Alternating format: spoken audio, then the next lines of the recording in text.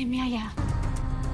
kung sino man ang naging pamilya niya, they've done a very good job raising my son. Sa paglalakad nila Bingo at Caroline ay tinanong ng dalaga kung kailan niya nalaman na si Annie Alciofani ang ina niyang nawawala. Pinaliwanag naman ng binata na sinundan niya si Caroline nang makipagkita siya sa restaurant na nagbanggaan pa silang dalawa pero hindi siya nakilala ng nanay niya sa mga sandaling yan na binigyan pa niya ng 10K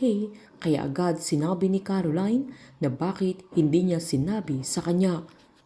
Agad namang sinabi ni Bingo na madami ng problema si Caroline sa mga sandaling yan at bad trip ang dalaga sa kanya dahil sa racket niya kay Aling Cathy kaya hindi din siya kinakausap ni Caroline na agad namang nagsorry ang dalaga na kung nalaman lang niya ng mas maaga ay hindi ganoon ang epekto kay Bingo.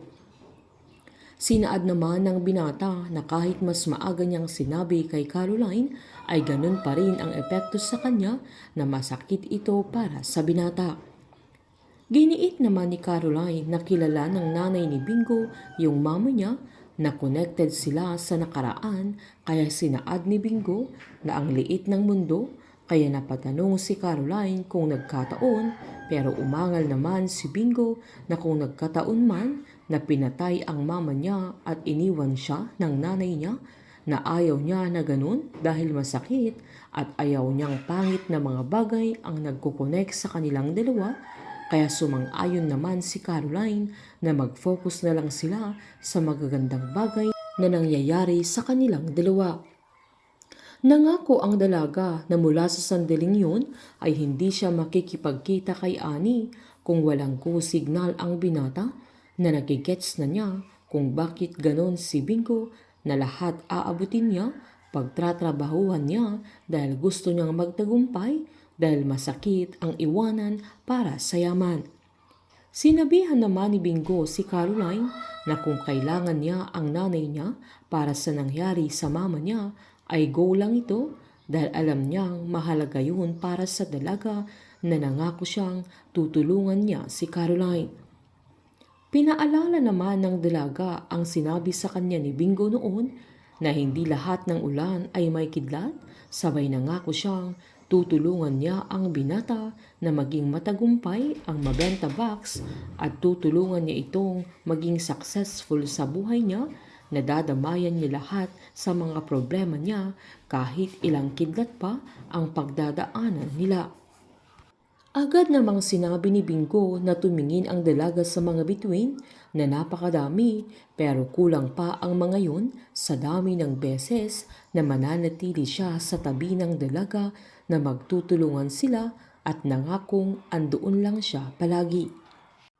Habang magkasama naman sila Irene at Snoop na nag-iinuman dahil hindi buntis sa Irene na masayang masaya ang dalaga na bakit nag-alala siya ng sobra na hindi naman totoo pero napansin niyang parang matamlay si Snoop dahil ang totoo ay malungkot talaga ang binata na hindi buntis sa Irene lalo't nahuhulog na ang loob niya na feel na niyang magpakatatay at nagpalusot na lang siyang hindi rin siya ready na maging ama. Malungkot si Irene na tapos na ang training niya sa resto pero nagpapanggap na okay siya dahil hinahanap-hanap na din niya si Snoop. Agad namang sinabi ni Snoop na goodbye drink na pala nila, sabay sinabi ni Irene na wala nang mang-aasar sa kanya dahil aalis na siya sa Binondo.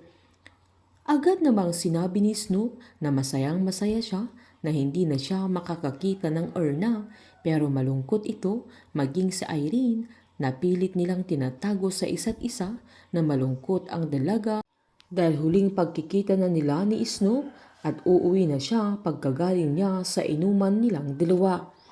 Habang palihim namang pupuntahan nila Annie at Yayalin si Bingo sa Binondo at susubaybayan na ni Annie ang anak niya araw-araw na sisiguraduhin niya ang kaligtasan ng kanyang anak.